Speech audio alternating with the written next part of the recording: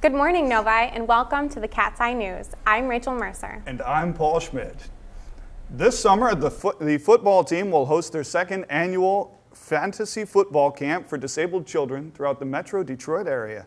Campers will run through the same inflatable tunnel that the varsity players run through before their games, will practice drills that simulate a typical football practice, and will have the opportunity to score a touchdown. Last summer was the first year the varsity team hosted the camp, and 30 children took part in it. This year, the football players hope to have even more participants. World-renowned gospel and soul artist Aretha Franklin was honored last night in Detroit as a downtown street was named in her honor. Part of Madison Avenue is now officially named Aretha Franklin Way.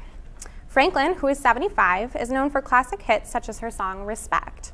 She has won 18 Grammys, with a lot of her success deeply rooted in Detroit. Franklin will play a free show on Saturday at the Detroit City Music Hall, which may be one of the last performances of her career.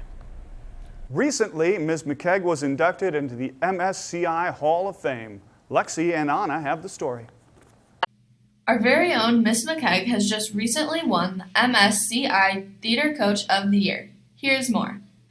I became a theater and arts teacher when I graduated from the University of Michigan, and then I went to Eastern to get a teaching certificate, and I had an English degree.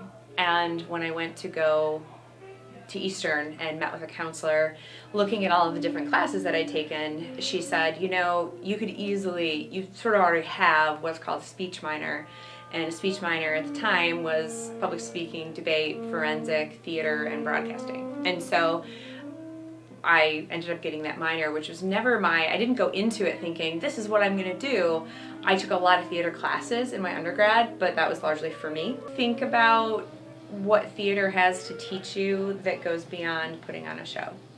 There is a lot that theater contains, a lot that theater involves, that is about learning to work with a group of people that you may not always get along with, but you need to work with, about goal setting and then how to reach the goal by breaking things down into smaller steps, about practicing something over and over and over and over again until you get to the place you would like to be. And I think problem solving too. There are just so many things that theater can teach students beyond I want to put on a show. So my biggest advice would probably be to look for those things and really embrace them and try to make the most out of the experience you have when you are working on a show. Next year's locker assignments will remain the same with the same assigned locker and locker partners. If you prefer to switch your location or partner, please sign up at the attendance office or contact Ms. Sherman. All locker combinations will be changed. Lockers must be completely cleaned out after school on June 16th. If you leave any textbooks in your locker, you will be charged $5 fee per book. Locker cleanup will start Monday in the upper and lower new wing and continue on Tuesday in the science and band hallways.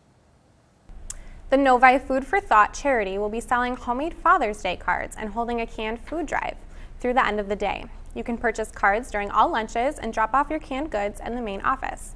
All money and canned goods collected will be donated to Gleaners Food Bank. That's all for school news. Now over to Peggy Bassett with sports.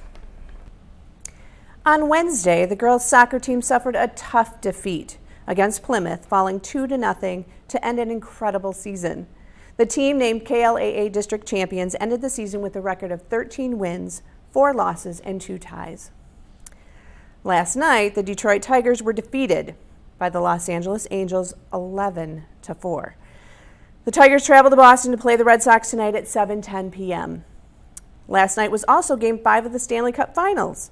The Pittsburgh Penguins defeated the Nashville Predators 6-0 to go up 3-2 in the series.